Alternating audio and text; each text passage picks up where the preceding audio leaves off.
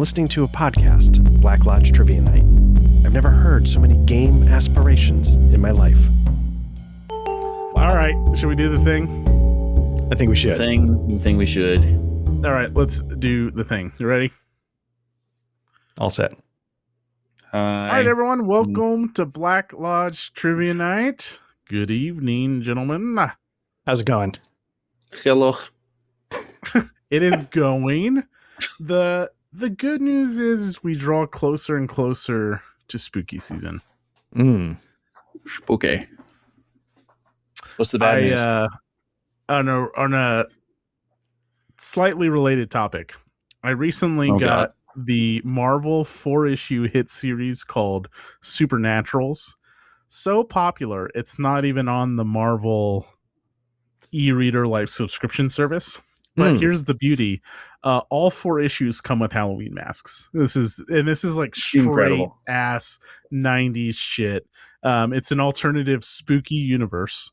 But like Ghost Rider's in there and Blade and Morbius and all that shit. But the 4 issues I found all came with the Halloween masks. So there you go. So now you have your Halloween. Is that just in the nick of time? Now you have all of your costumes for the year, right? That's right. But it's it really is going to something. put it in where. But we should be paying attention to that because we hinted at it last time, and Patrick's got something on deck. So I think it's going to sneak up on us as spooky season. I did bring it up with purpose, not just to talk about my paper 90s Halloween masks. It was to say we have some frights in store. Yeah. Does that mean, is it just Art's dice rolling? Hey-o. Hey. Also true. Zing. Yeah. Well, and I guess we are playing something spooky tonight. We're back. We're playing Season of Ghosts, the Pathfinder adventure. Last session, hopefully you listened to it, was really a thing of beauty. Just it was statistically impossible. There you go. That's what I was basically trying to say. Rolling by Art, it was truly beautiful. Yeah. It was literally statistically impossible. And it happened. But before we play tonight, Art, do we have some business to take care of? We do. Are you guys ready for tonight's trivia? Always. All right. So, Harold, possessor of Laura's secret diary that Donna conspires with Maddie to steal through subterfuge. What crippling psychological condition does Harold suffer from? Besides being a creepo that hangs out with high school girls? Aside from that, yeah.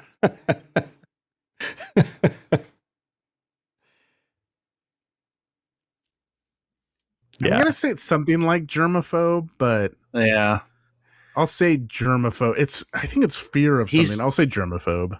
He's out of the house, right? He's not agoraphobic or anything. Like he's going out of the house. That may be it. He does. I'm gonna go with agoraphobic. She delivers the meals. She's like a Meals on Wheels on it. Agoraphobe is good. I'll stick with mine and you go with yours. Good. Yeah. All right. The correct answer is agoraphobia. Yes. Patrick's correct. Nice, He's Patrick. afraid of open spaces and he can't leave his house. And in fact, one time I think Donna tries to get him out and he really almost loses it. He like has a breakdown, right? Yeah. Mm-hmm. So as a follow-up question, when Maddie steals the journal, there's a whole sort of plan in play where Donna is asking to see Harold's plants. He's a horticulturalist. What flowers is he showing Donna when Maddie makes her move? Orchids, isn't it?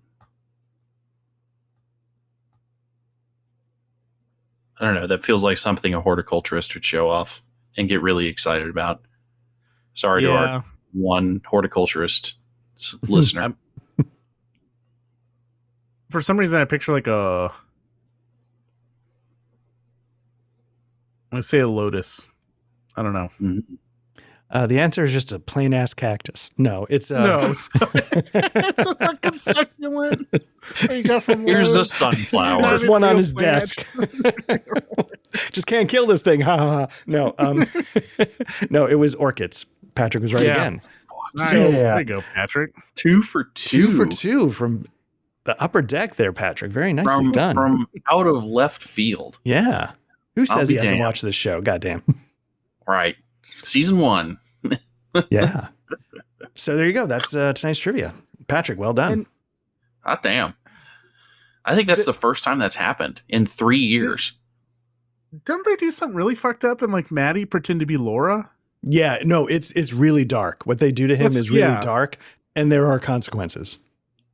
That's what I thought. I mean, the whole situation is already dark. Again, one, it's how he hung out with Laura, and that's weird and icky. But then, I kind of remember her pretending to be Laura, which is it's rough. Yeah, and he doesn't handle it well. No. I don't have a lot of sympathy for that guy, though. No. But it does end badly. Yeah. You know what we should do is we should really rewatch Twin Peaks. I feel minute by minute. Like it's time. We could just scrap the RPG thing. Let's just do that right now. How many minutes? I think we did the math on this and we wouldn't live long enough. Once. Yeah. It's 2,696 minutes. Right. So if we did 2,966 episodes. So divide that by 52. And that's how many years it would take. Well, we got to take some time off. Although you would pre-record. But that's if we're that's legit. That's the secret. Yeah. Well, let's just say you do 5 a week. It'd be 539 weeks. We'd be going for 10 years. Okay. Which is job security. Yes. That is job security. Yeah.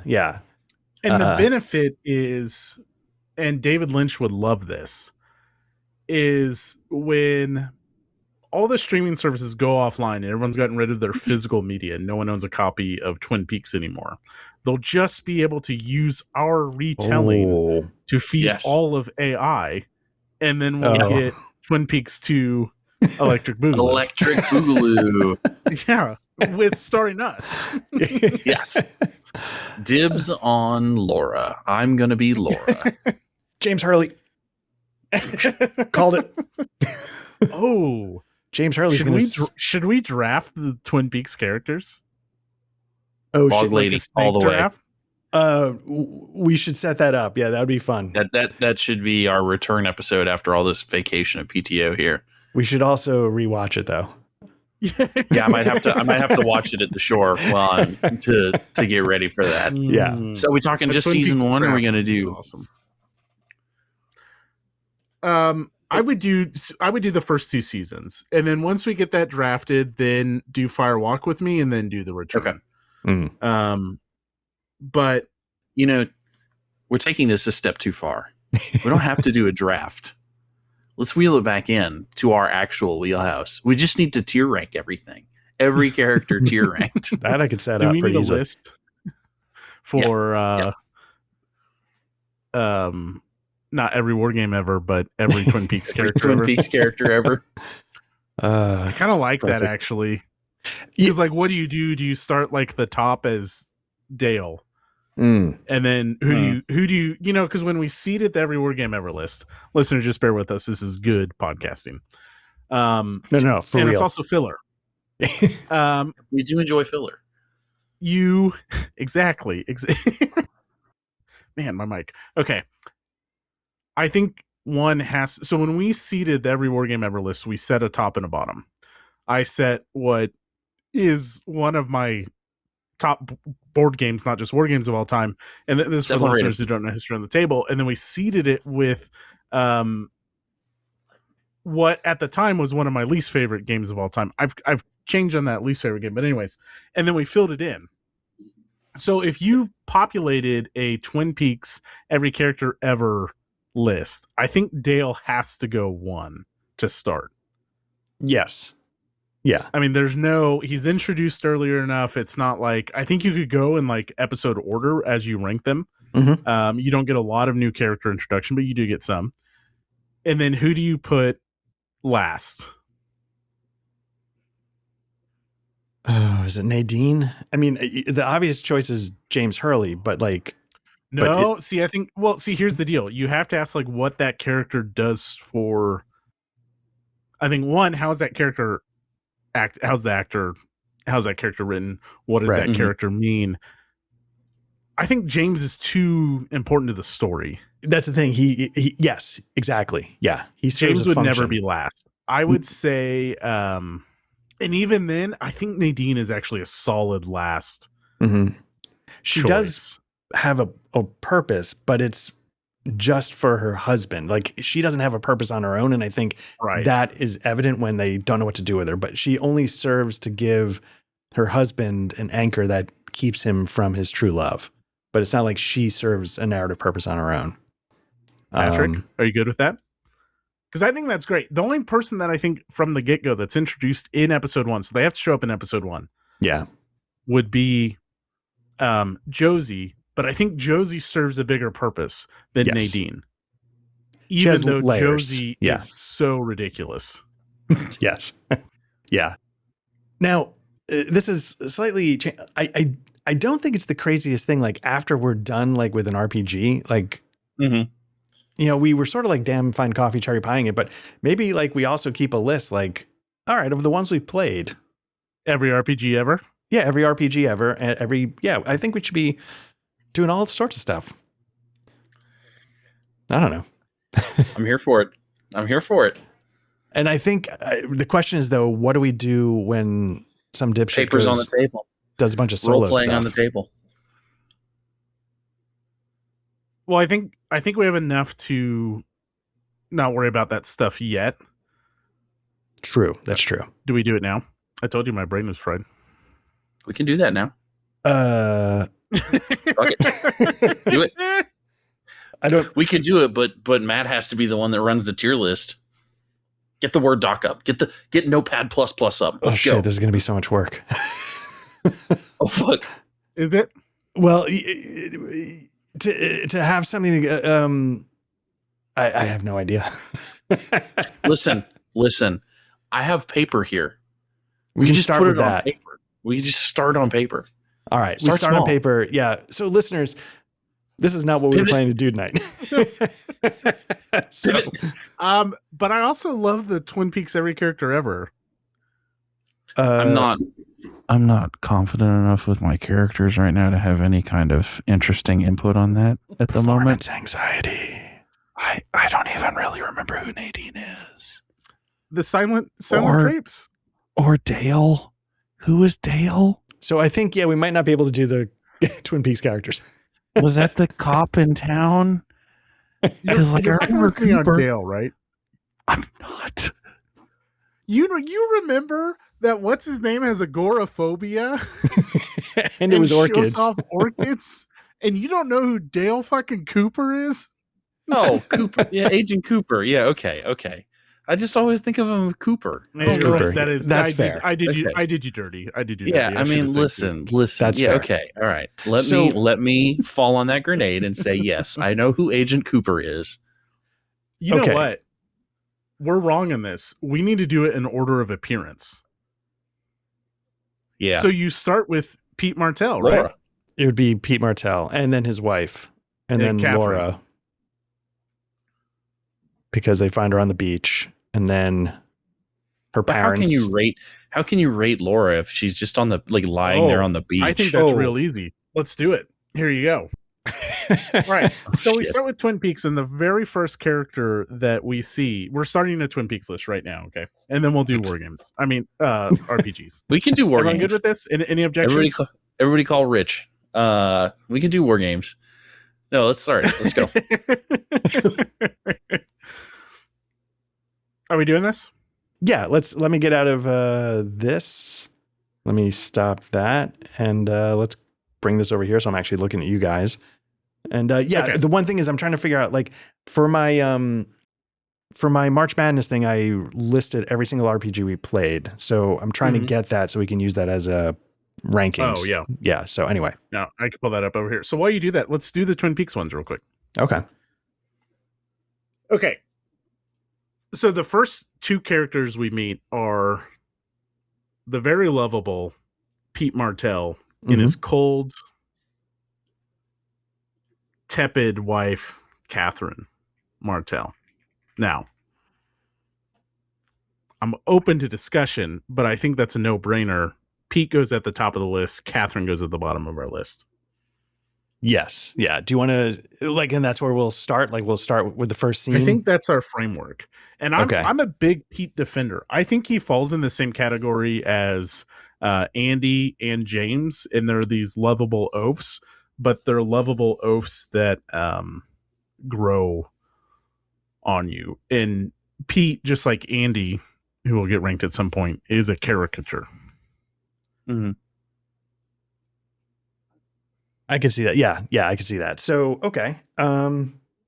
Okay, then the third character we meet is Laura, right? Yeah. And I think she would have to go in between. I think you're right. And boom, we've ranked the first 3 characters of Twin Peaks. There you Fantastic. Go. Okay. I do think Laura will be at the higher end of this list by the time we're done with it, though. Especially if you get through the movie, and because in the movie, half the movie's about her. And so You're talking Fire Walk with Me. Yeah. So how are you framing this though? Just with until we get to the movie, are you going to reevaluate her, or is between Pete and Catherine, Laura, all Laura's? Well, we'll have to get into that as she's introduced. But I think now, like, in the original run of the show, like she has voiceover, she has a dire interest, so she does have a presence. She is a character, absolutely. Yeah. Okay, you mean Pete, all of the Lauras? Laura. What's Pete's wife's name? Catherine. Okay, so I'll have Catherine. Okay, so that's the start of the Twin Peaks. Every character ever. Okay.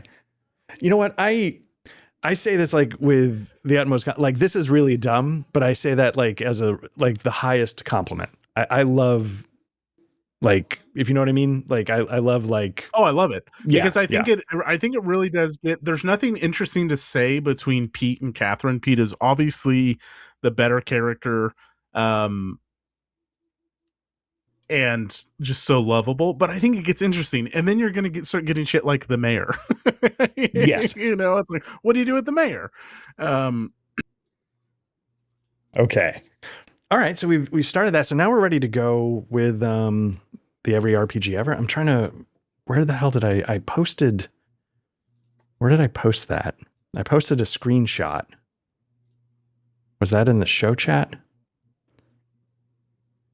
I mean, I guess I could just bring up the end of the YouTube clip and screen grab that. Well, here, I have the bracket. Oh, you do? Is that everything? Let's say somebody's got the bracket. Will the bracket help you, Art? Yeah. Do you have my completed bracket?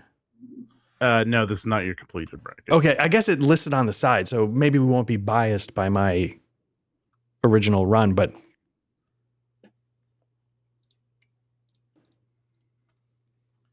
yeah, I mean, before when we would finish something up, we'd say, oh yeah, it's a slice of cherry pie. But I feel like, putting it on a list might generate some.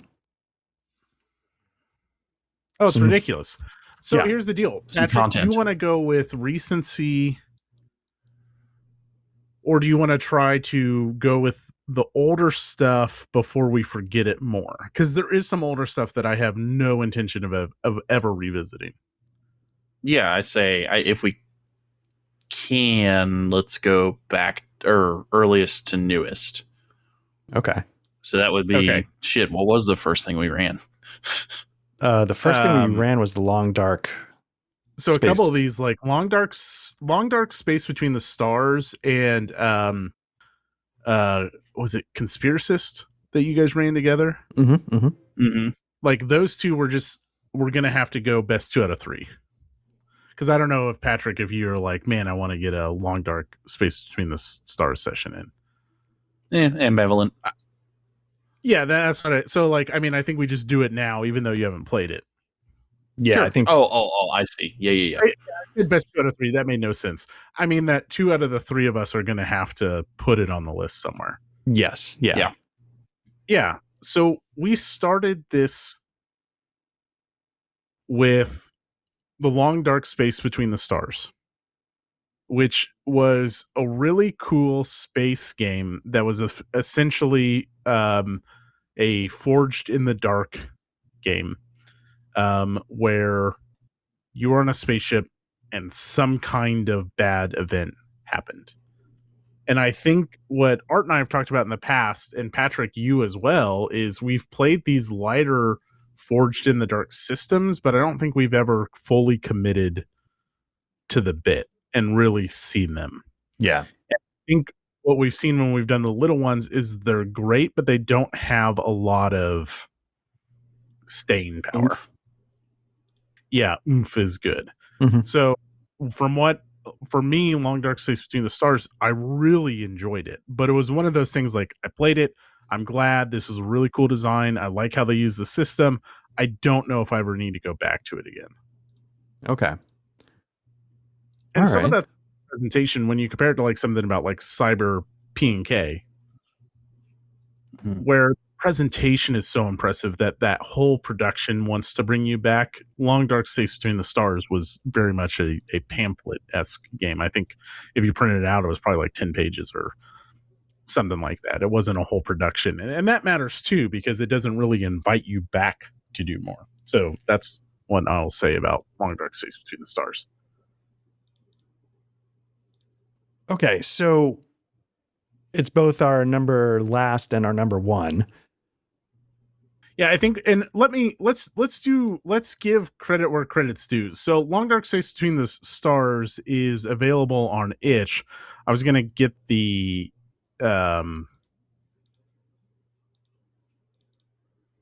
ooh man, it's driving me. It's read something. We can certainly have a link down in the show notes. Yes. Yeah, I was gonna give so it's an itch.io game, and yeah, it's just a pamphlet. It looked 18-page rule book, and I think it came out in 2022.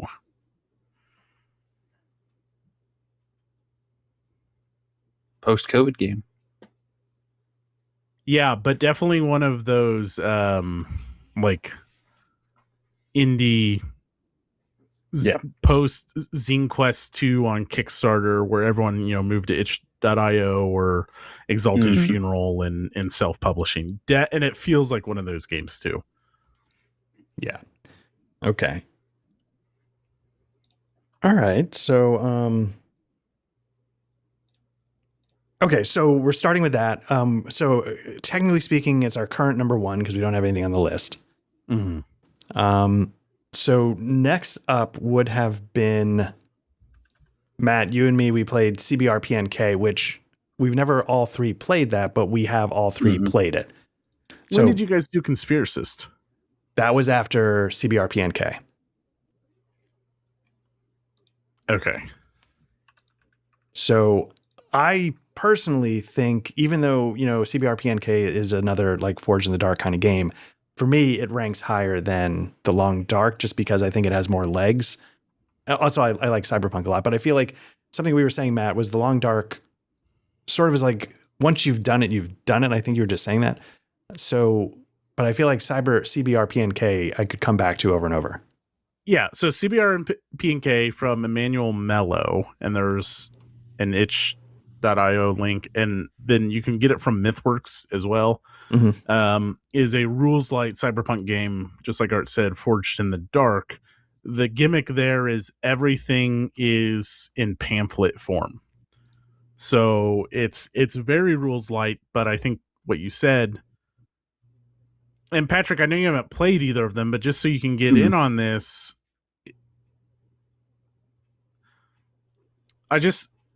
there is something to be said, I think, if I said, hey, Patrick, do you want to do Alien meets 2001 A Space Odyssey, Forged in the Dark, where you're sacrificing bits of yourself for successes? Or do you want to play a rules, and it's rules light, or do you want to play a rules light cyberpunk game where you can augment your roles, kind of like how you build your character? Like CBR+PNK doesn't have the sacrificial element of Long Dark Space Between the Stars, which was a really cool thing. Like, if you want to succeed in Long Dark Space Between the Stars, it's going to cost you, and that cost can be physical health, mental health, all of those things. So ignoring what we said about oomph, just so I don't know, what's the longevity. Well, no, what would you play? Of the two, well, I have to go back to and like because I listened to both of those, and it's something I have not had as much luck and gumption to do on some of the other things that we've done, babies. But I think of the two that I listened to, the one that drew me in more and just I enjoyed listening to and got excited for because you guys got excited for was definitely CBR Punk. Or yeah. Because you guys definitely got super into that. I could picture, I think I even went and bought the book afterwards. I was like, oh yeah, no, this sounds cool. Like, yeah, I think of the two, I'd rather go play Cyberpunk. Yeah. The correct phonetical, we've always done this, is CBR plus K. It's Cyber plus Punk. Oh, it's just literally Cyber plus Punk? It's Cyber plus Punk. Yeah. Okay. It says it right here. We've always, we've never got it right. We've never once said that after all these times. All right. Yeah, I think you're right, Patrick. I just tried to want to make it a little bit more interesting because Long Dark Space Between the Stars, it's done, but that sacrificing yourself was cool. Yeah. But it was also forced, and that's like it's not like a decision, like you have to give something up to move on and progress the Forged in the Dark wheel. It's not Art, what if I gave up my arm to make sure this airlock sealed, or I don't know, something like that. Yeah. It's more like, well, you have to give something up of yourself, so do it and come up with it. And that's a fun exercise, but it's like a forced narrative decision isn't as good as something that happens organically. So yeah, and Cyberpunk, it has way more and it's better. Yeah. So right now we have Cyber plus Punk ahead of Long Dark. Sure. So the next one that came up was The Conspiracist, which Patrick ran me through, is like a D4 kind of system, right? Like, because that's part of the pyramids of illusion, or whatever they called it, conspiracy pyramids.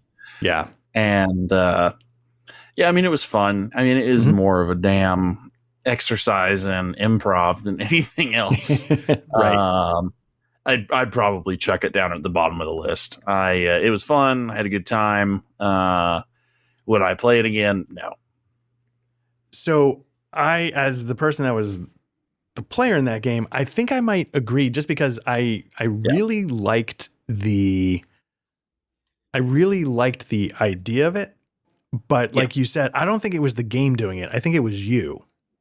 Right. Sort of coming up with all zaniness. And I feel like Long Dark has some interesting, like what Matt was just saying, some structure actually built into the game with the sacrifice, where in my mind, what I took from what you described, Conspiracist, was you going off the cuff and doing a great job, but it might not have been the game itself. No, the game was, I mean, I think if Long Dark was 10 pages printed out, I think Conspiracist was probably 8. Like, there just wasn't a lot to it. I mean, it was very pamphlet, very light, very, hey, get together with your buddies and have some beers and just spit out conspiracy theories and roll some dice to move from one to the other. So yeah, it was fun though. It was fun. There were some good laughs. I can't remember, was it Nixon that was driving the bus and you kept running into Nixon? Yeah, that's what I thought. So yeah, but I'd rather either of the other two games on the list so far. I'd rather go back and experience than play Conspiracist.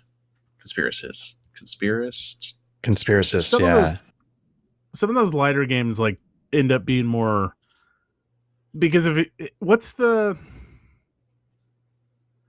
game show where it's like the next word ties to the next Game word, Changer, and that you get what I'm saying? Like, that's a little bit like what Conspiracist is, right? Like, you have to draw the two things together, and that's like how you make your own conspiracy. Is that right? Mm-hmm.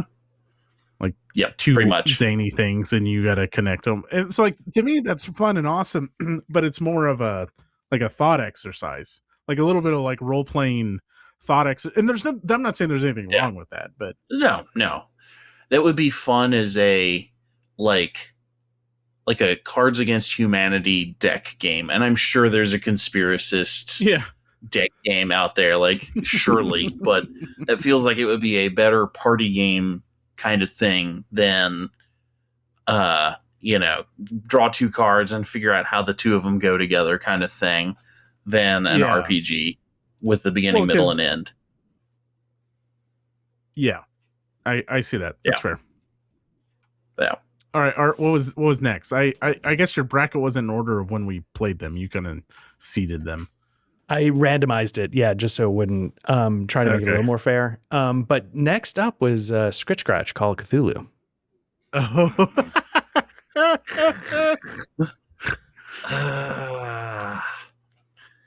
think Patrick, I'd rather tell us about play Call it. of Cthulhu.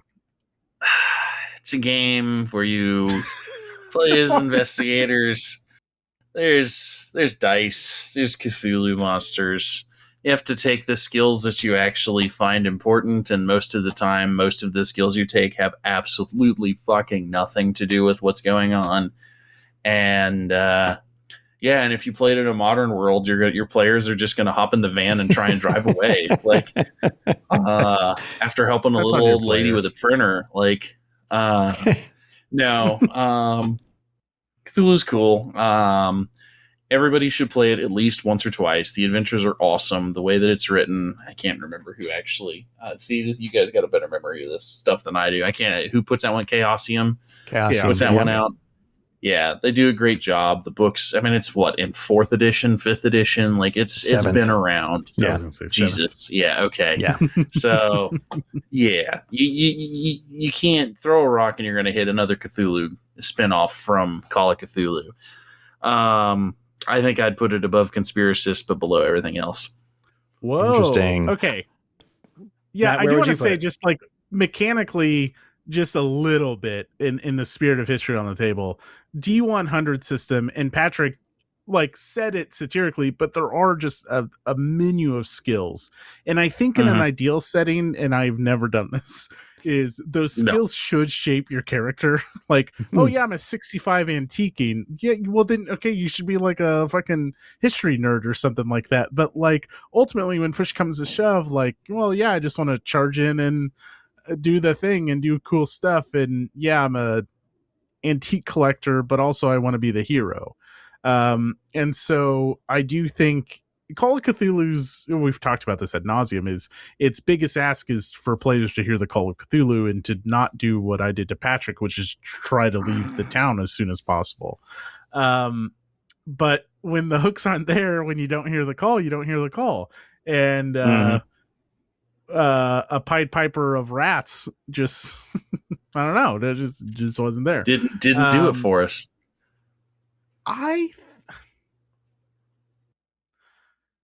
I'm going to go higher than Patrick. So I've both ran and played Call of Cthulhu. 3, I would say 3 scenarios. And then played the beginner box and then played Scritch Scratch. And it's never delivered on what I wanted it to be. Right. Which is what was the HBO show? And it was a book. Carnival? No. I know what you mean. The other one down south. Yeah. Yeah, I know what you mean. Or just pick any kind of eldritch horror or just something. It never quite gets there. And I think that holds it back. That being said, I'd probably put it above CBR+PNK. So when I was going to put it at the top of this list. And Patrick, it's sort of to what you were saying. The adventures are awesome. The system. Oh yeah. The system isn't great, but I feel like there's so many good ideas and so many adventures that either I would absolutely, and I would, I did not get rid of my Call of Cthulhu stuff. I would absolutely play it again in a heartbeat, as clunky as sometimes I find it. And I still would really like to run it someday, because all the things that we've sort of talked about and I've complained about, part of me is like, like, would I fix it thinking what I think? Could I fix her? Yeah. That's the thing. Can I fix them? And I want to try. But for me, of the 3 so far, I feel like the adventures themselves, I would be willing to put up with a clunky system given all the cool mysteries. And I always do this when I play Call of Cthulhu. I always try and have a reason why I'm going to get myself killed. And I use that as sort of as a North Star when I'm playing. You can also do way more. I mean, you don't have to. Whereas like Cyber+PNK is so limited. Yeah. And that's like, it's hard to then compare. Are you like Cyber+PNK does what it does really well. Yes. A rules light Cyberpunk game. That's fantastic. Cyberpunk Red is way better. Okay. In terms of just oomph, if we're going to use that as a measuring stick now, it's packing way more oomph in terms of what you can use it for. But they're answering different calls. And so it is hard to measure them up, but it's not like Cyber+PNK is doing what it does well, but what it's doing is not necessarily revolutionary.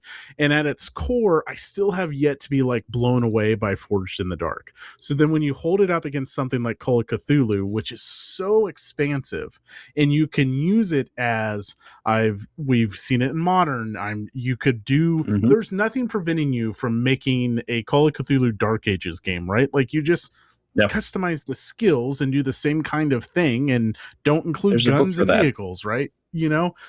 So you could do it. And then if Call of Cthulhu has never reached the level of being this mysterious and dark and brooding, creepy horror setting, well, fuck it. Let's make it the spy game, right? Where Patrick and I are circle jerking each other for 3 months in the best ways, Ooh. Like that's the thing. Like it can be molded, I think, to fit different needs better than Cyber+PNK can. Yeah. Even if it's quite never met the core purpose for me. So I'm going to give it to Call of Cthulhu. And I would say, like, if somebody's like, hey guys, I think the next thing I want to run is Nyarlathotep, I feel like people might go like, oh shit, yeah, let's go. Oh, like, fuck, are you kidding me? Yeah, and to me that, like, not Patrick, he's like, eh. No. All right, so then given that, where do we put it? Patrick, did we sway you to come up on it? No. Okay. No. Nope. Really? Never want to play it again. Whoa. Okay. Oh. I wasn't expecting that. Okay. So, and then this will be interesting. How do we resolve this? I would say, like, I'd be fine with putting one, or I wouldn't. How am I trying to say this? If one of us says, I think we both politely said we never want to play Long Dark Space Between the Stars again. Unless like a weird situation came up. Yeah.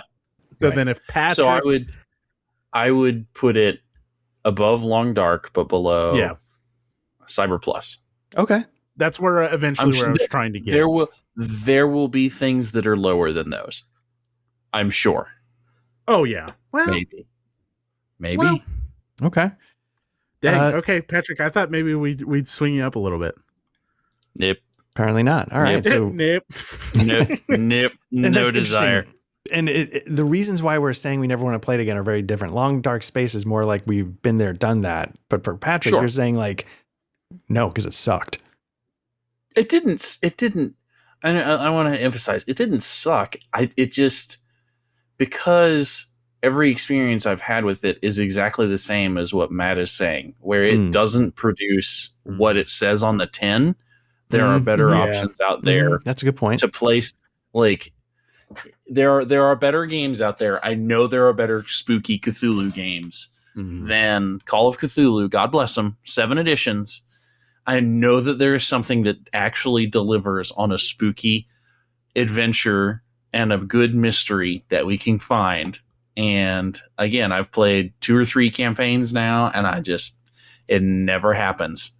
And it's because somebody gets fucking stuck with you needed the Tutankhamun dick sniffing skill to get past this puzzle. And so then, you have a DM who's like, well, guys, you happen to find a book on Tutankhamun dick sniffing on the table to get you past this thing, right? Yeah. And it's just wet fart noises, and that's where we're at. Okay. All right, that's fair enough. I think you're right. And then if you strip away all the stuff, like you could go run the best. You could go run the Arthotep in Something else. Mythical, perfect, right, Cthulhu game. Who knows? I'd rather go play Octung Cthulhu, or still, because scenarios are designed that the push forward, a lot of scenarios, I won't say all of them, a lot of scenarios are designed that the push forward is the Call of Cthulhu. Sure. Then those scenarios are fragile, even if they're the best scenarios. A lot of people say, have you seen the Yellow Sign is fantastic. I was so excited to run it. Like, my whole goal was getting my play group to New Orleans to do it. The modern day Kansas City one was 10 million times better. And it involved like tracking down a friend, you know? And I guess you kind of knew the guy anyways. So yeah, well said, Patrick. Yeah.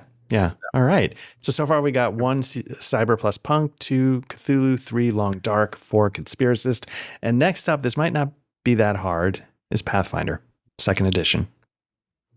Bottom? We just go straight there? I don't even know if we need to talk about it. Just put it first. Just put it in first. So let's move on. It's got to be first, right? I mean, I could get like really cute and like come up with like some critiques about what I wish it did, but this is what I'll say. If I'm saying that this is what I wanted Pathfinder to do, it's because I want it to do everything because I love it so much. Yeah. My perfect system is the look and feel and flavor of Symbarome in the mechanics of Pathfinder. Give me Pathfinder Symbarome, drop that 5th edition Symbarome bullshit. Fuck it. I don't want it. Just make Symbarome Pathfinder, and I will be pitching a tent at every session. Nice. Okay. Here for it. Let's paint that picture. Best RPG ever made. 10 out of 10. I think it'll be really hard to like talk me down from that number 1 spot. I don't think there's anything that we've played so far. There's one that I'm going to fight really hard for. Oh, maybe. Okay. But it's definitely going to be number 2 if it's not number 1. All right. So, keep going. Yeah. Next up on the list, in chronological order, is English Eerie. Oh, we found it, guys. It should be number 1.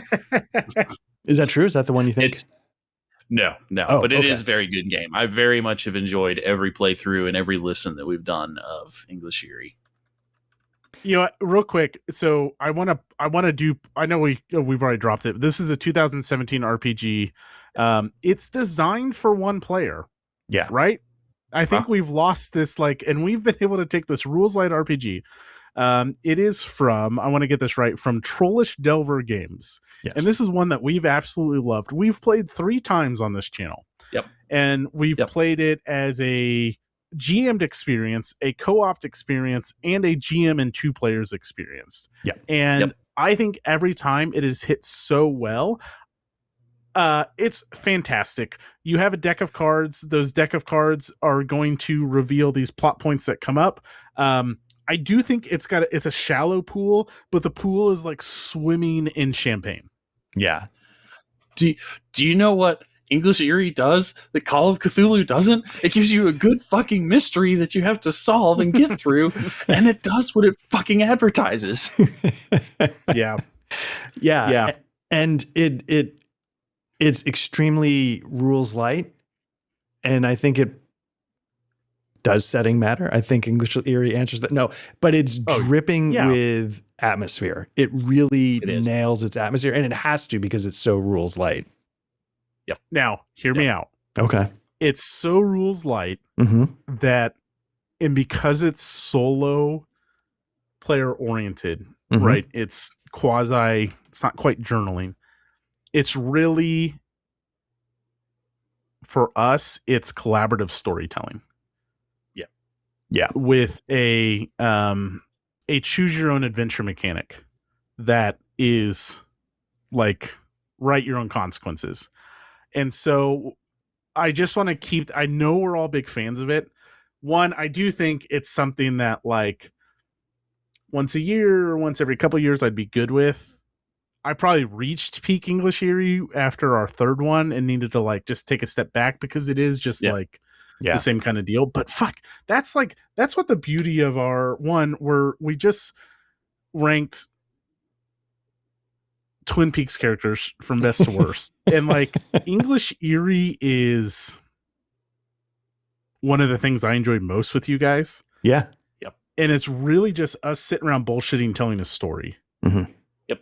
And when we do that, it's so good. And we're just doing it for ourselves. Like English Eerie is in essence of like, we're just telling a story with ourselves. And that's the most equivalent to just going out of the bar to have a drinks.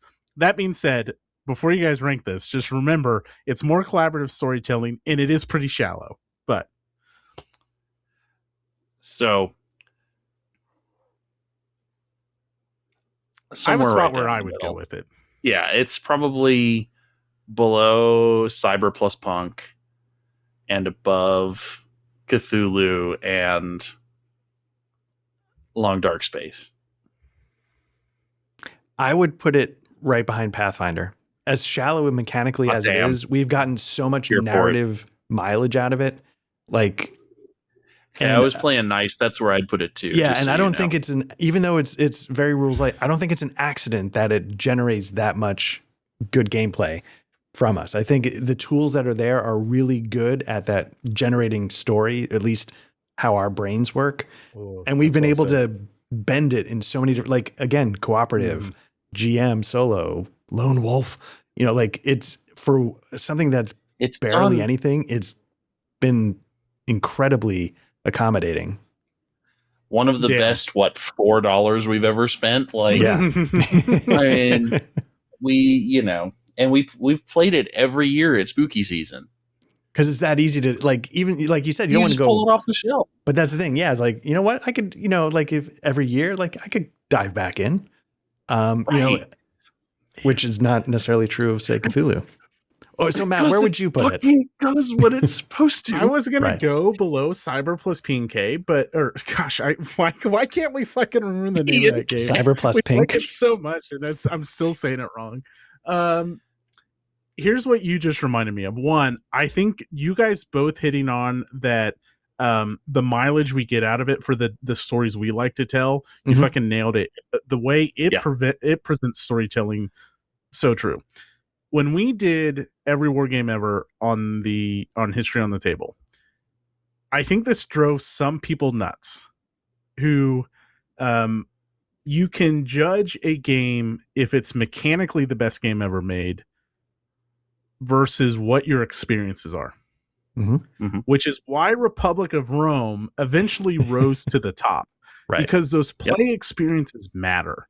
And the play experience of English Eerie, I loved Cyber+PNK, but our play experiences was better, and that especially matters in RPGs. You guys convinced me.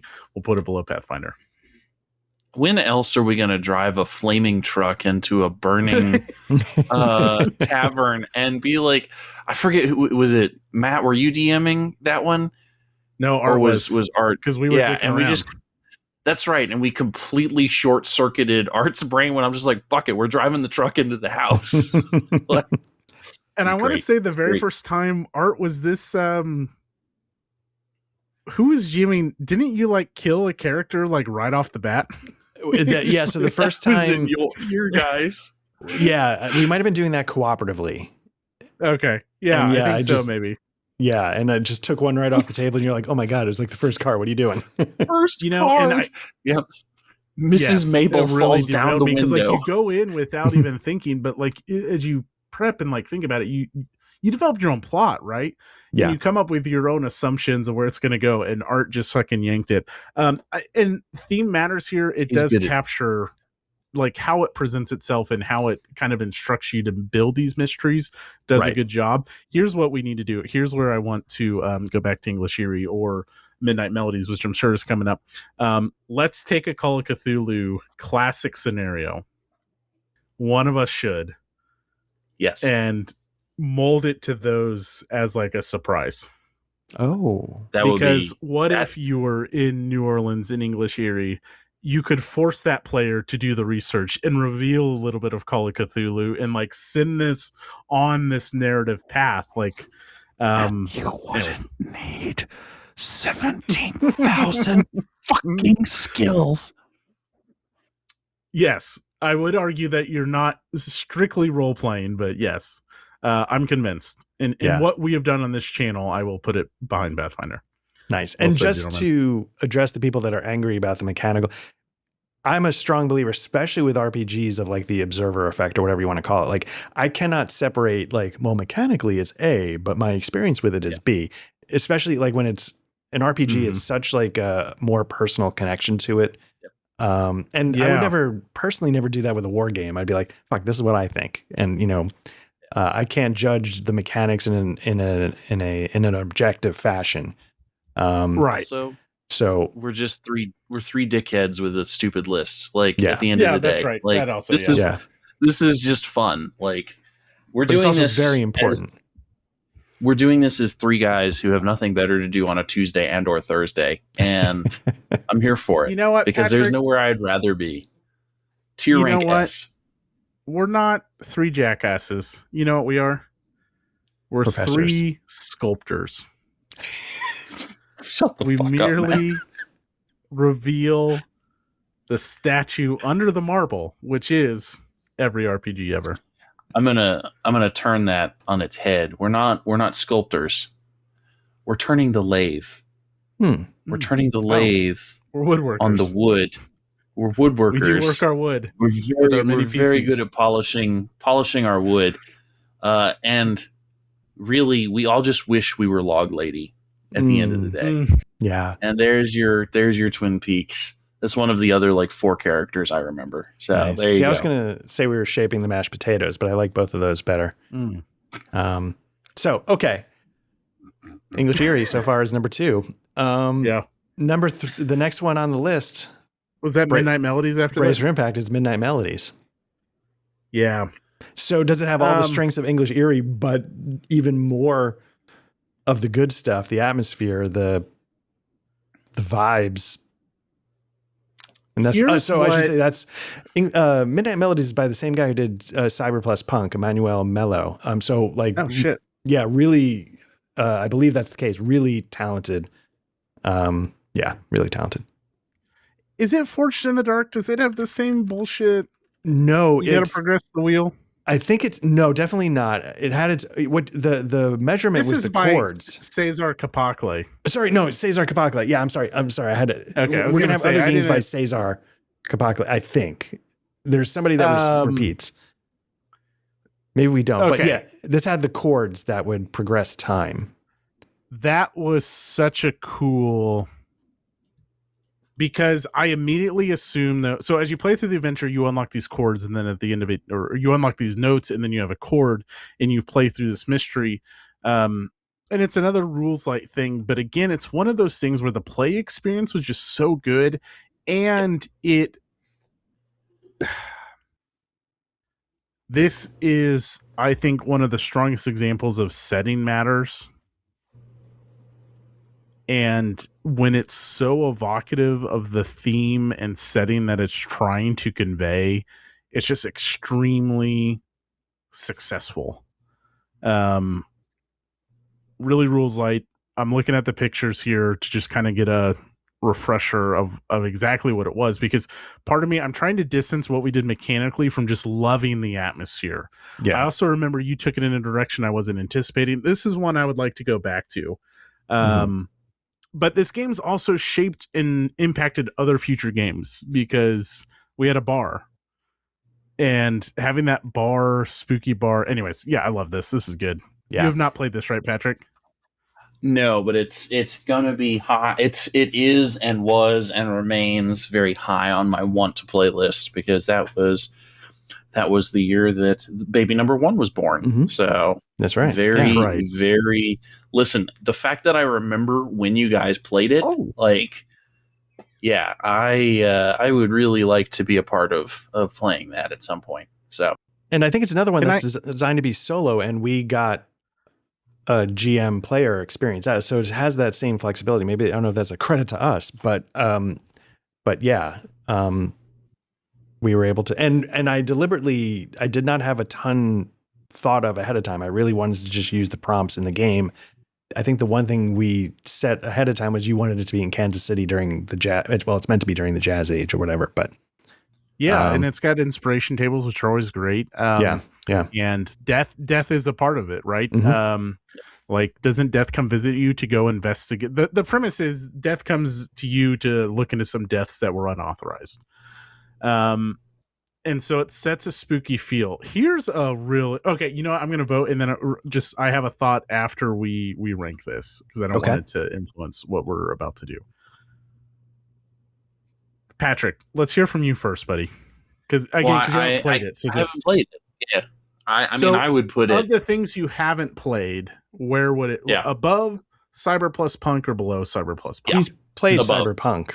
I don't know if he remembers it, but I did play. Yeah, remember there was a 60 minutes in a high rise and you had to protect somebody while everybody was trying to kill him? Yeah. We did. Yep. Okay. Yep. This or Long Dark Space Between the Stars? This. Okay. Art, I know where you ended up on this, and I just think that's preposterous because I believe in your bracket challenge this toppled the giant, which is just fucking ridiculous. I'm going to put this behind Pathfinder. But at number 2. You'd put it ahead of English Eerie.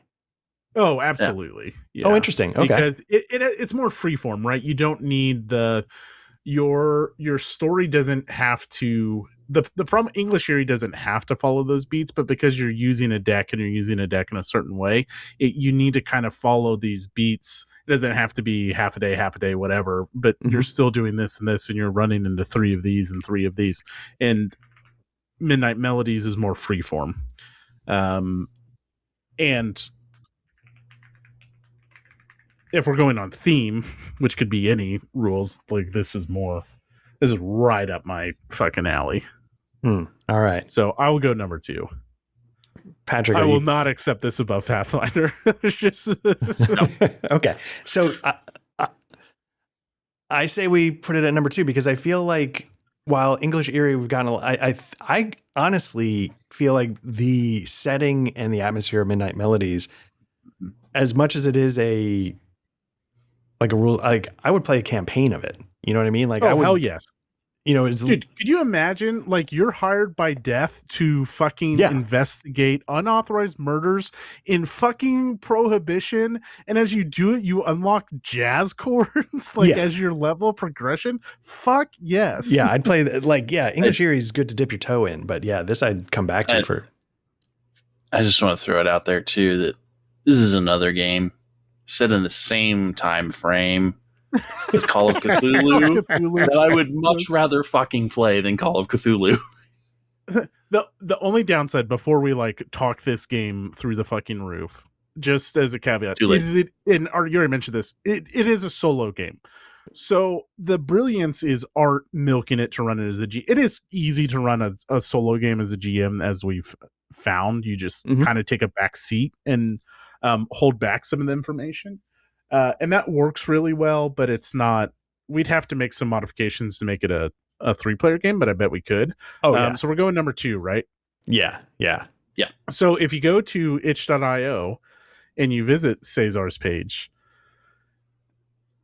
there's one actual play shown as an example. That's right. That's us. Yeah. And I really sincerely apologize for getting the names wrong because, you know, we've interacted on social media. Both, I feel like Cezar, always been a pleasure. Yeah, he was kind enough to put our Let's Play up on his, really, and is genuinely a great game. And apologies for, my brain fog. It's real. Need beets. Need beet juice. Need more beet juice, yeah. Get that one back in the rotation. So next, chronologically, is a game that only I played, and it's Rune. By Gila RPGs. Gila RPGs. Yeah. This was the sort of like a The Soulsborne. Sort of a Souls game. I won't spend, or you know what? I had a great time with it. It's very mechanically dense given the number of pages that it takes up. It's rather short, but it's got like what I found a pretty interesting tactical combat system. It had like point-to-point exploration on a map. It's not so much an RPG as it definitely leans more like what we were just saying, like sort of like that Souls thing where it's more about your equipment, you know, where you're going, who you're facing, and how you approach it.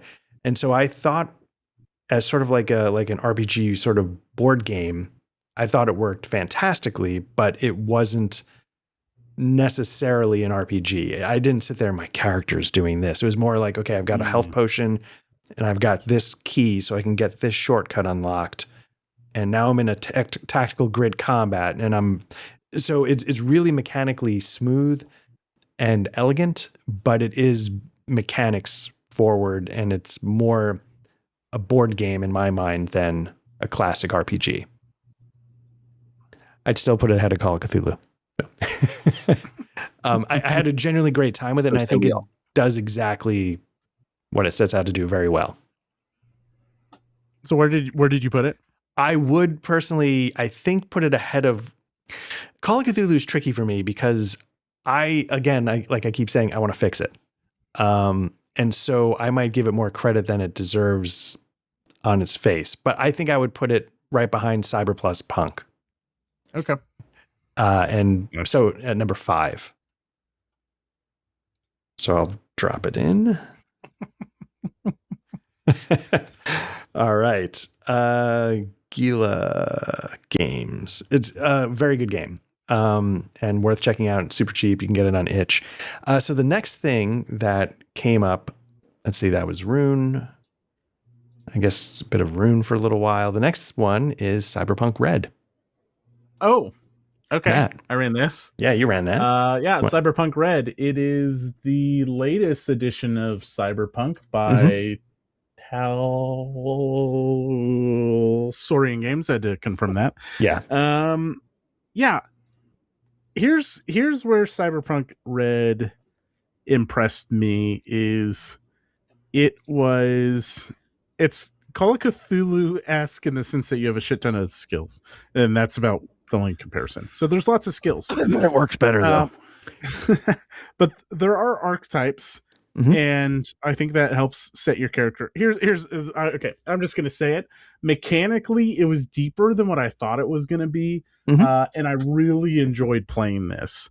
I took a very easy out of the box scenario just because there's only 2 of us, and we didn't really get into the hacking elements. This is like one of those things like, oh, I want to go back to that. I want to go back to it again. I don't know how much I've talked about a lot. Like, I like robust character development. I don't know if this has that quite to what I'm looking for, but I like Cyberpunk Red. I think it's awesome. Yeah. I will say, for me, I've played the old Cyberpunk 2020 or whatever it was. I thought Cyberpunk Red was a nice update to it. I thought it provided everything you need in a toolkit to, like, this could be your site. Like, sure, it has Night City, but if you just wanted to run a Cyberpunk game, you could do your own setting. It covers everything you need to cover, I thought, well, in a Cyberpunk setting. And it goes so far beyond that. There's so much support material that a game called Cyberpunk absolutely should give you every tool you need to run a Cyberpunk game. But this also gives you like every bit of detail for everything cool that you might run or everything you might have run into playing Cyberpunk the video game, right? Yeah. And that lore and that setting stuff is there. I don't know if I care about that stuff as much. I love Cyberpunk settings. The Cyberpunk TM setting isn't like, it's fine. Atom Smasher and all that stuff is fine. But I don't know if CBR+PNK does everything you need to run any Cyberpunk game. It does, but not at the like you could, right? I guess like, you could, but like you could say it does, but it's very superficial, right? Like it doesn't have a robust hacking mechanic. It doesn't have robust combat. Yeah. And I really enjoyed the combat in Cyberpunk Red. Mm-hmm. So yeah, I like this.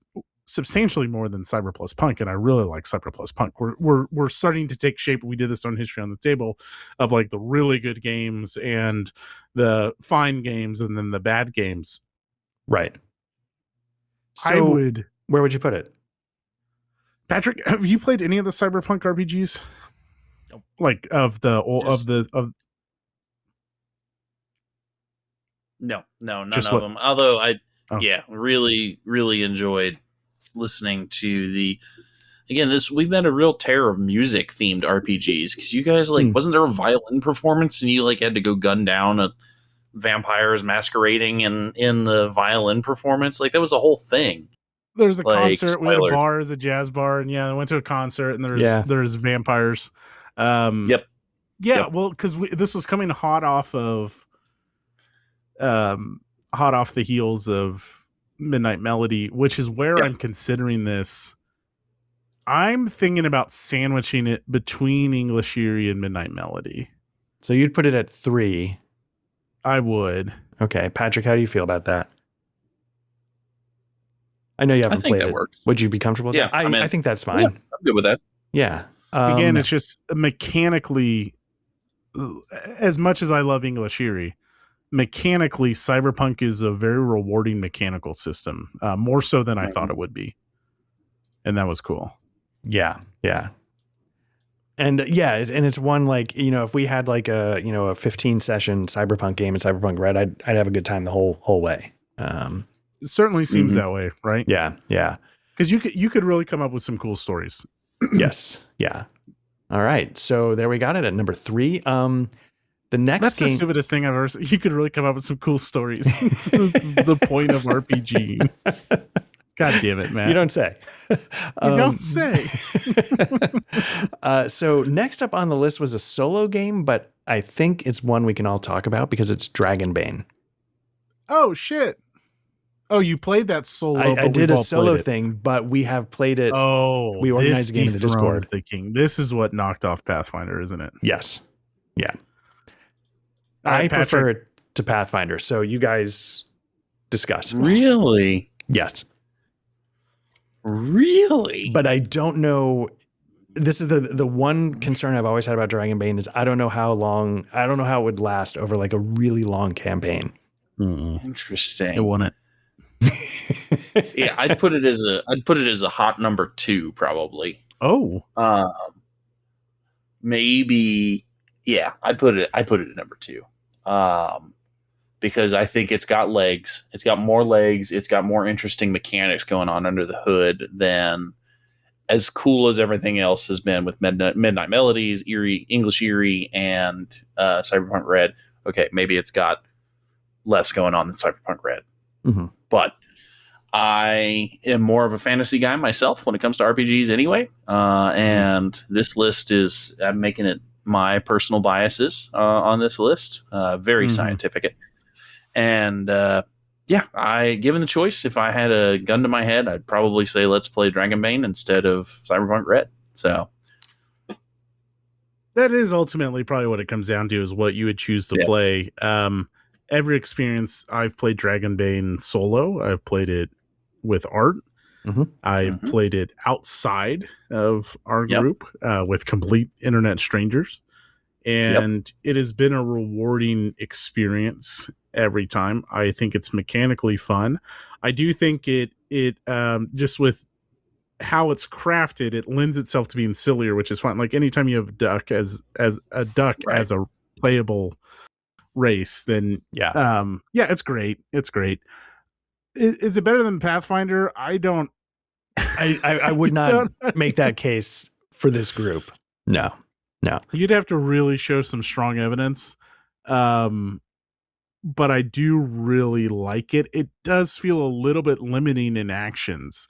And I think that is just from the nature of it being an old school RPG. And so it feels, for lack of a better word, hard sometimes. Mm-hmm. Yeah. Like if you're really in combat, it feels hard. Yeah. And that can be good, but I don't know if I want that every time. Pathfinder is hard and doesn't necessarily feel hard, if that makes sense. Like I don't feel when things are hard in Pathfinder, it's because we've fucked up, or art's rolling awful. It's me. Whereas in Dragonbane, when things are going poorly, it's because the game is limiting you in what you can do. And so there would be my argument there. So obviously, if you put it above Pathfinder, you put it above Midnight Melody. So I would put it at number 2. Personally, I think I'm a D100 fan, and I think this is one of the most elegant updates to a D100 old school system I've seen. And Isn't this a D20? It is a D20 now, but its roots are a D100. Oh, and so like it sort of distills everything that you could say is great about old school D100s into like this really smooth D20 package. And it's hard, like without sacrificing, you know, what makes old school D100 systems a bear sometimes. And hard's got a negative connotation to it. It's makes still you think. Satisfying hard. It's just the hardness is coming from something else. And it's a harder game to do well at. Whereas, anyways, 2, it's great. Dragonbane is solid. It's fantastic. It's a beautiful game. I really like it. We should play more Dragonbane. Yeah. And I've been give me Dragonbane Symbaroum. Well, that's the thing. I've been homebrewing with it a little bit to see what it can do, because the weakness I could think you could say for Dragonbane is maybe its setting. It doesn't have a ton of setting to it. It does have ducks and wolves, but like it doesn't. Well, that's not true. I mean, they do have campaign books. We've just never played them. But about to say they've got a couple of books. Yeah, but I will say playing it, I've just had such a blast. So Dragonbane, I guess it's Free League at this point. So Dragonbane is awesome. Number 2. Okay. Indeed. So next up on the list after my solo Dragonbane, sticking with Free League, we've all had experience with this one, but on the channel, it was me and Matt, and it was Vaesen. Yeah. So immediately the measuring stick is called Cthulhu, right? Much higher. No, I think the measuring stick is. You're going to compare it against something. Vaesen does the Call of Cthulhu thing better. Definitely, correct. In my mind, yeah. Again, pretty much everything. You could play a game off the back of a cereal box, and it probably does it better. But okay, let's put this to the test. Last time when we did a Damn Fine Coffee with me and Patrick, would you call Cthulhu with GURPS? Why? I think I said this, and I will say it again. I think I'd rather shoot myself. I cannot imagine a more painful RPG experience. I'd rather chew nails. Can we just get back to, if you call it Cthulhu with GURPS, you are just one more point. I know I've said it a million times. You're a monster. Problem with Call of Cthulhu scenarios is the why players are doing what they're doing. Yeah. And whether you slap that in GURPS or whether you slap that in, it comes down to, maybe I'm fucking wrong and I just don't get it. I don't know. But in Midnight Melody, Death is asking me to go do this thing. Yeah. And my player's instantly hooked. Ooh, that's mysterious. Only gets you so far.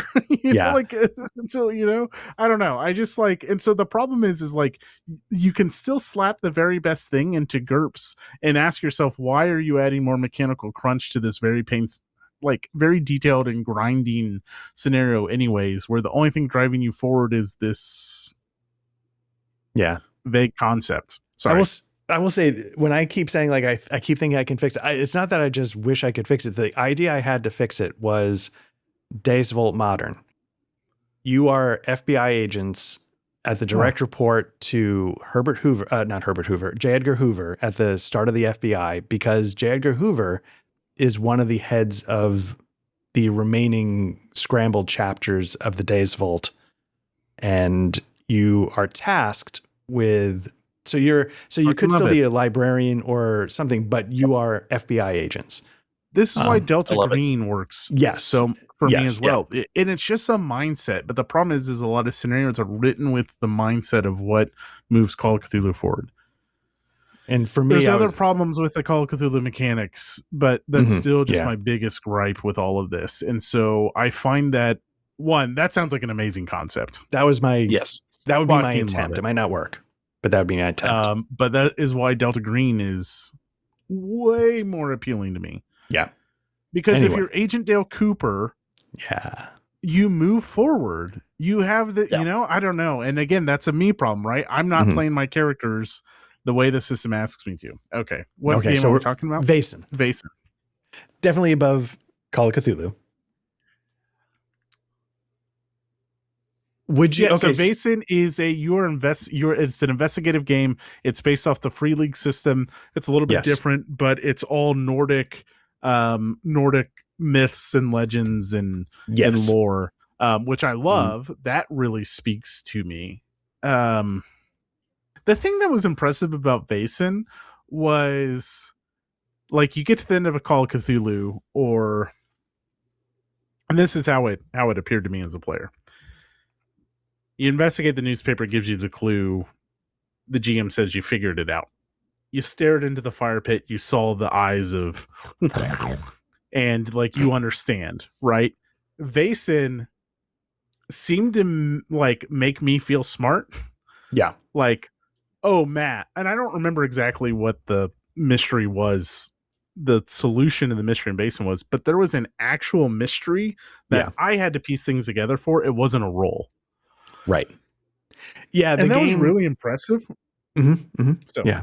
The game requires you to learn something about the big bad you're facing off against, and that's the only way to win. So you have to investigate in order to. You have to investigate and learn it, but there's also not a role that just says, "Oh, the big bads." If you get them trapped in the rain and you bury them after saying Bloody Mary 3 times in the bathroom with the lights off, right?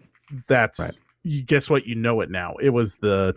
I think this. Like, I remember going into that, be like, I think this will work. But there wasn't a definite thing like this is going to work. Yeah. Yeah. So I would be comfortable where I might stick this, even though we've only played it a little bit. I might put it in the Cyberpunk Red area. Above English Eerie. I might put it above English Eerie just because I feel like this is one I might put a ring on more than English Eerie. But what do you guys think? So I really, really fucking love Vaesen. I have all of the books for it. I've kickstarted the newest Kickstarter, both books, physical editions. Now, I didn't get the fancy gold foil ones because why? But I really, really like Vaesen. And I have it's a genre that I really want to play and enjoy, is mystery solving and figuring things out. And I'm still bitter that the one system I really wanted to work didn't do what it's supposed to do on the 10. I would put it at 2 or 3. I'm splitting hairs. I really like Dragonbane. I really like Vaesen. I really like the Free League systems. I like their books. I know they're kind of one-trick ponies, and once you play all the Free League games, once you play one, you've played them all. You know, with a couple of minor exceptions. One being Dragonbane, right? But yeah, I think I probably put it at 3. I think I probably do Pathfinder, Dragonbane, and then Vaesen as like a 2.1 instead of a 3. I would be inclined to go under Midnight Melodies, and here's why. I think where investigative horror works is when you step away from any inkling of dungeon crawl. When we played Vaesen, it was talk to this person in the inn, talk to this person in the inn, go to this room in the inn, go to this room in the inn. When we hand wave those things and have this broader storytelling approach, you can still do all that stuff, but you hit the highlights and you don't feel like a dungeon crawl. And we talked about this with Scritch Scratch, right? Yeah. 90% of the rooms in the house don't fucking matter. Other than just there's portraying one room like that it's matters. Clean. It's not right. You know, and when you just coming up with a more effective way in that scenario design to convey that the house is not the focal point here. This is what you need to pick up on. Is much better scenario design for investigative horror, because you don't want to be as much as like we want to play detectives, we don't want to pour through 50 hours of film. We want to move move the story along. Yeah. Right? Exactly. I want an episode of Midsummer Murders. I don't want the entire Agatha Christie, collection, right? Like, or I want a sometimes I want single Midsummer Murders, Poirot not book. 7. Right. 7 gets lower points is my point. 7 drags at some points, okay? 7's a very You're good not movie. wrong. Yeah, so that's the only reason why, and I don't think Midnight Melody will hold at 3. I think we've seen better versions of that, Sure. just slightly, but that's the only reason why I would give it that nod, and I'll be perfectly fine if you want to come in and go one way or another. Let's. Are you guys comfortable putting it at 4 behind Midnight Melodies? Yeah, ahead of Cyberpunk Red. Yeah. It is, and it's a beautiful book, and it's such a unique concept. I had so much fun, like, building my character that believed in, like, a little kitchen sprite because his home. I loved that character and that idea. So cool. Yeah. All right. So the next one I'll get through quickly because the next one was my solo play of The One Ring, which, if you watched my March Madness, it won, which surprised me. And if based on this list, I personally, with this group, I would say, would you be willing to kick it around 8 ahead of Rune, Call of Cthulhu, Long Dark, Conspiracist? I love the game. I think it captures the setting very well. And the solo plays I've had of it have been really good. When I've run it for a group, nobody really loved the system. But I did get into it because I've done it twice, 2 solo runs. And I think it captures the Middle Earth really well. I really like the rules about how, like, you do overland travel and how it captures a lot of the flavor. I think having, being able to role play in Middle Earth is probably something a lot of people want. Mm-hmm. But I always find it interesting that, given that this has not blown up, so there's some disconnect going on there. So I've played The One Ring, but not this version. And here's what I think, because I think you're dead on. Everyone wants what's interesting about The One Ring is it makes you role play in Middle Earth as a Tolkien character. And that is different than just playing in Middle Earth. Yep. And I think that's really impressive, but that requires you're exactly right. The whole group has to be bought in, and I think understand those mechanics. In the older version, like, you would go, I don't remember what they called it, but basically you'd go talk to Gimli, right? And that was like, in action is like, you track down a famous character and go talk to them and seek guidance from them, and that maybe gives you a benefit on your overland travels and those types of things. I think that's really cool. I don't know if that's the kind of role player I am.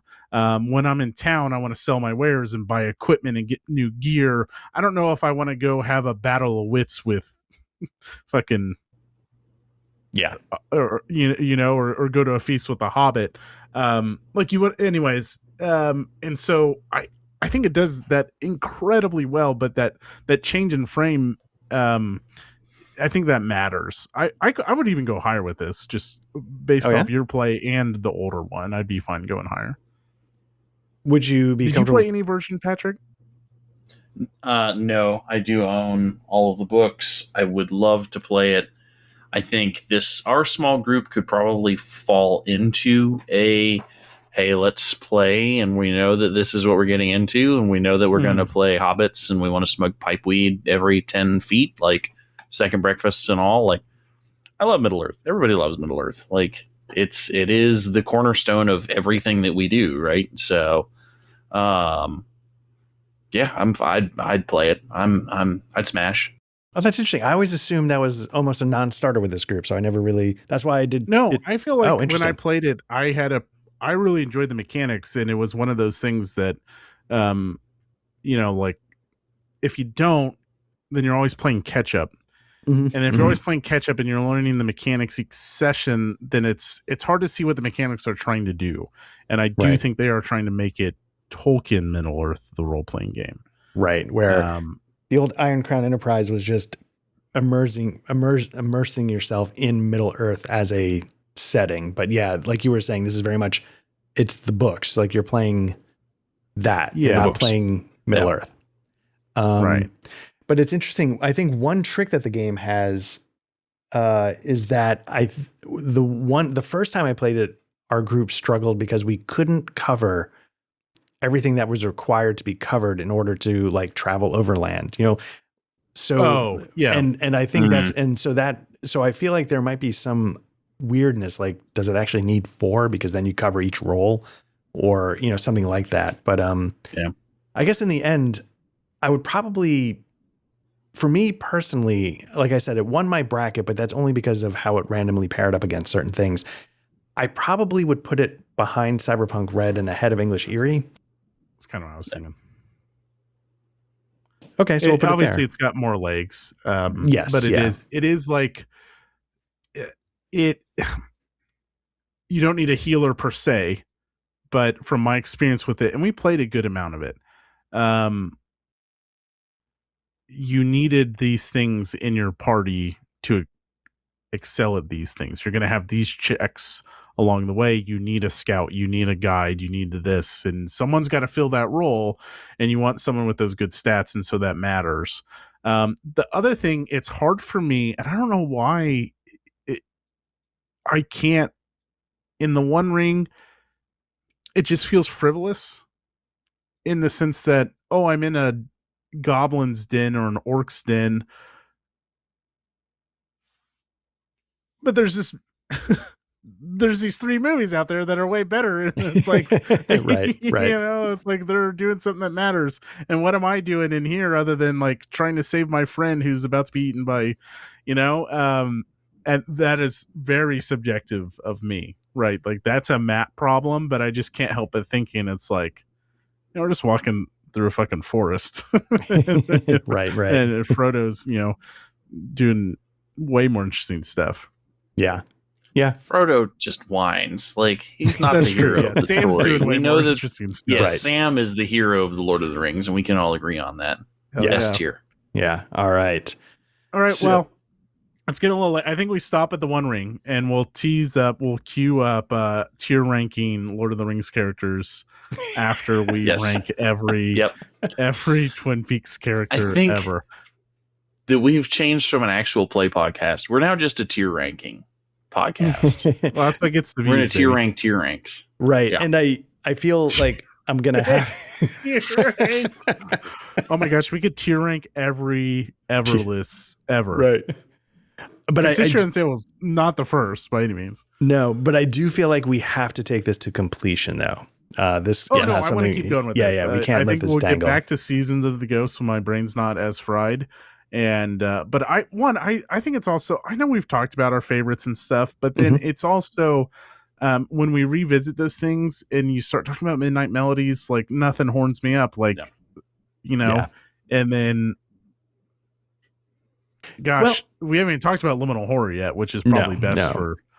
But maybe everyone. like, I mean, I know we do a trivia question, but maybe we could also like, hey, you want to tackle one more and get it on the list. All right. Here's the next appearing character, and here's the next RPG we played. Yeah. Just now we've gone from one thing we do at the beginning of the episode to 3 now. Excellent. Nice. All right. Well, Matt, do you want to take us out? I gotta go watch some Twin Peaks. Figure out who shows up next. Yeah. It's your homework. When do you rank Diane? You have to rank Diane in the new season when she shows up. The return? Yeah. Spoilers. Well, but Diane... She's an engaged character from the beginning. Diane's a character before then. That's true. I mean, Coop... Yeah. Maybe it's maybe it's right after you rank Coop, because that's who he's talking to. Just hear me out. All right, folks, if you made it this far, one, we had a blast tonight, and I still have the opinion that this is just like, this is our happy hour. Right. This is our Thursday happy hour, and as ridiculous it is, then it's fun to talk about these things. And I immediately, when Art did the bracket challenge, I was like, man, that'd be fun to do. So here we are. Every RPG ever, a new feature of the podcast. This is a lot of fun. Thank you, gentlemen, and thanks for just having some fun tonight, hanging out. It's what I needed. Yeah. Folks, Same. don't forget we have a Discord. Pop in, come say hi. Let us know what your favorite RPG is that we've played so far, or what we're missing. Maybe don't tell us what we're missing. We got a long list of things to play. But Yeah. come in and introduce yourself. Don't forget we're on social media and YouTube and all that stuff. Don't forget to like and subscribe. That is going to do it for us. Gentlemen, until next time.